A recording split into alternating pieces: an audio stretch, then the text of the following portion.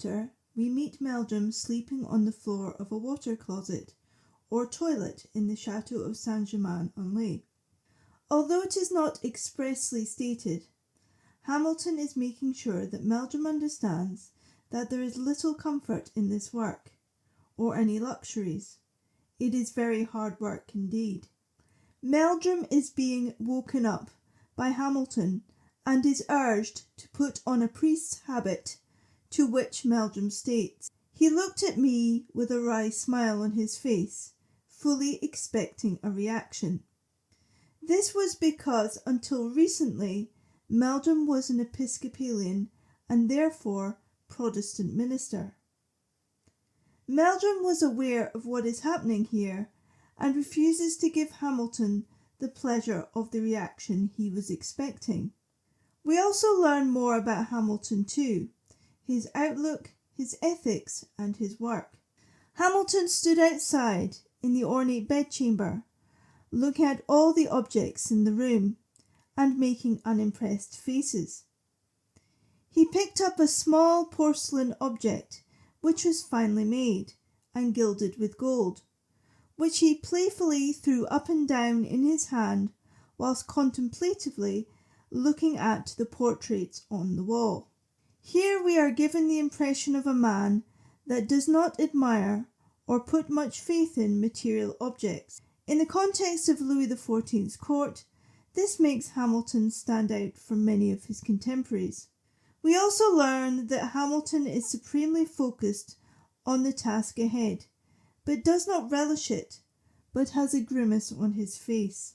He always stressed careful thought and judgment before any action, especially the clearing of one's own conscience.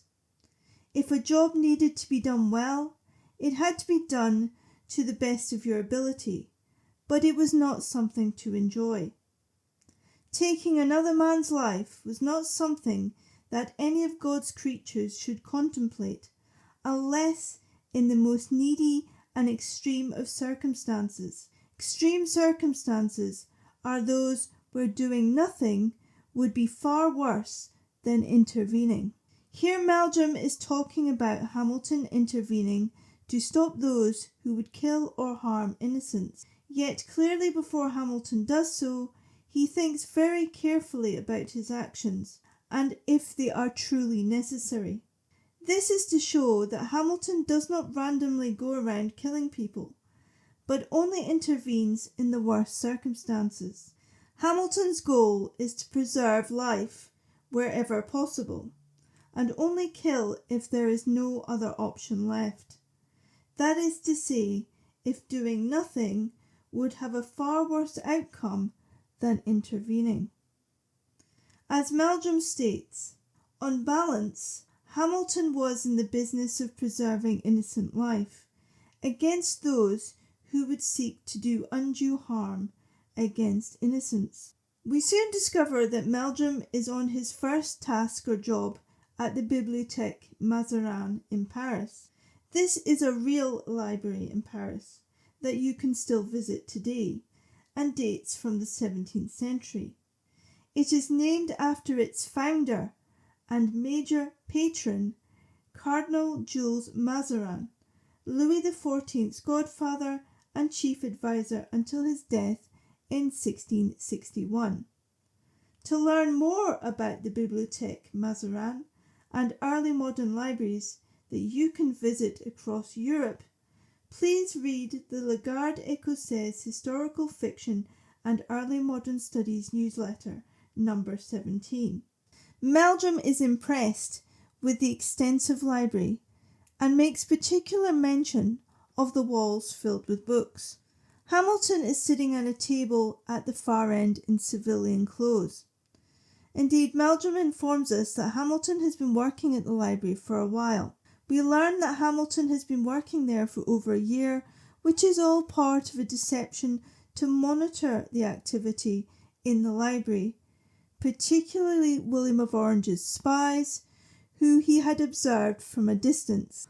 Although Meldrum does not give full details yet, he states that Hamilton managed to reroute one of the major channels of Dutch secret correspondence towards the library with the hope of intercepting the correspondence before it had the ability to harm a large number of people. Again, we are given no further detail than this, but it will be an episode we will return to in Book 2, and you will see exactly what is going on. Hamilton guides Meldrum to a chair and table and gives Meldrum a pile of books to read, written by Jesuits based at the Scots College in Paris. We will be looking at the Scots College in Paris and the Jesuits in a future podcast.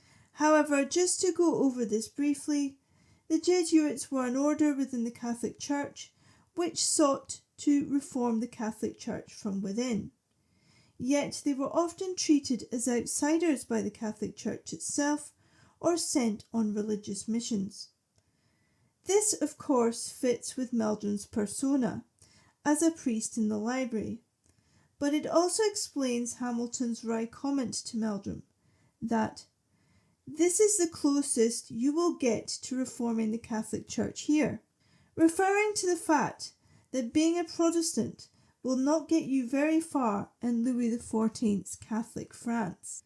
Meldrum notes that Hamilton returns to his desk at the far end of the library, how Hamilton's face momentarily changes to a mixture of upset and anger.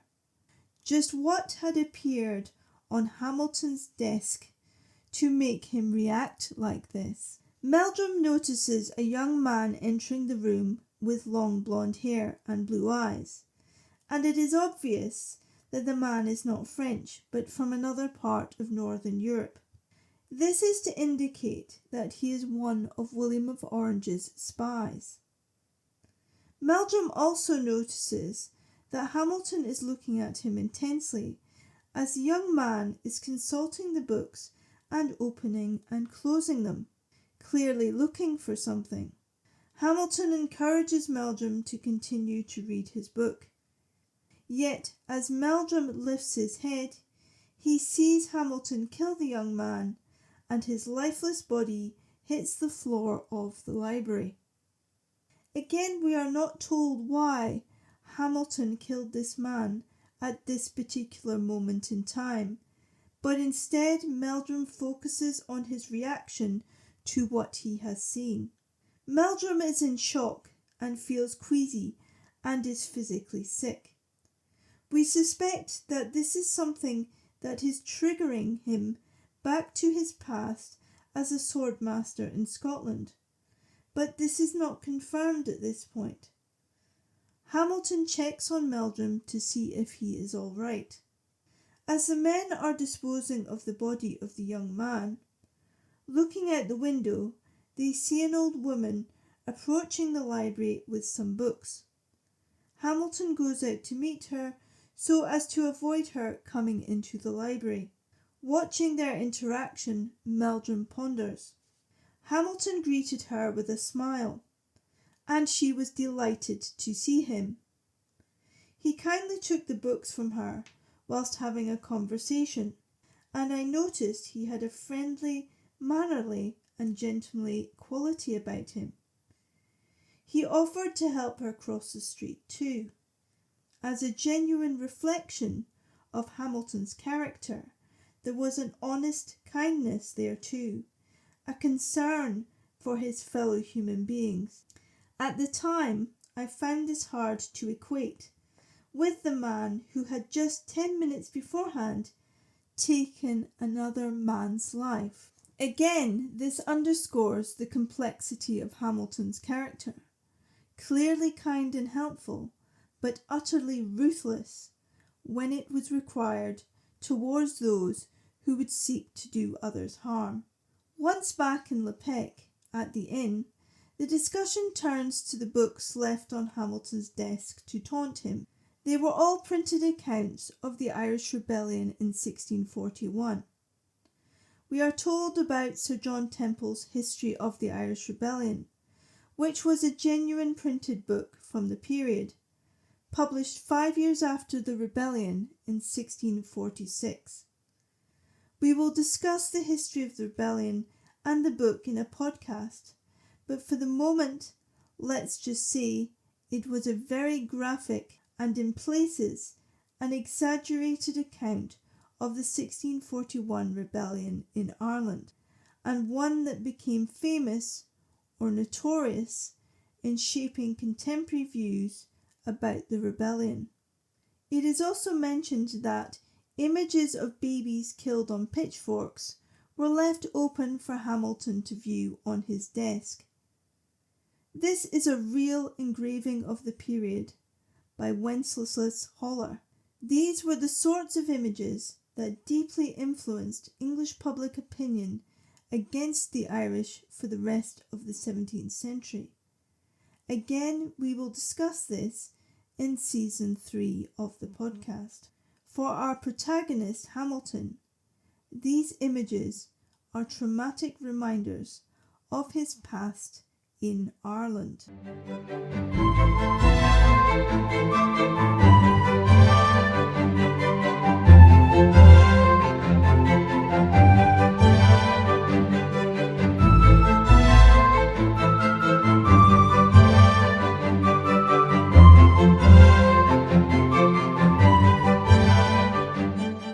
This podcast is the copyright of History Gateway Limited, UK.